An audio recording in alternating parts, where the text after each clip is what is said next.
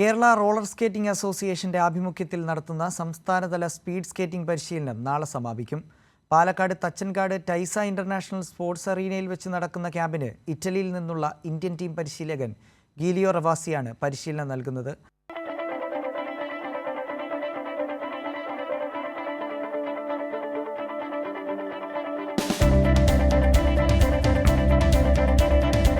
കൗതുകത്തിൻ്റെയും അഭിനിവേശത്തിൻ്റെയും സാഹസിക ഗെയിമാണ് സ്കേറ്റിംഗ്.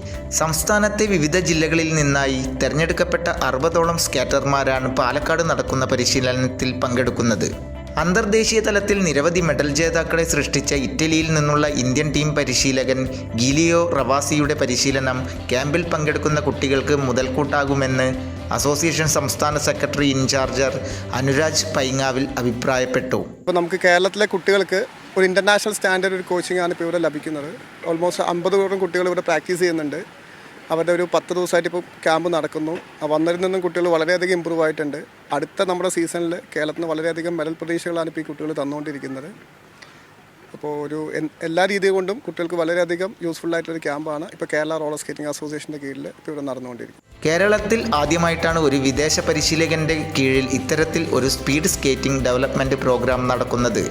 പരിശീലന പരിപാടിയിൽ സംസ്ഥാന roller skating association senior vice president BVN Reddy, team പരിശീലകരായ അബി ഇസ്മയിൽ, അജയ് പനമ്പറ്റ്, KC സിയാദ് എന്നിവരും പങ്കെടുക്കുന്നു. ക്യാമ്പ് നാളെ അവസാനിക്കും.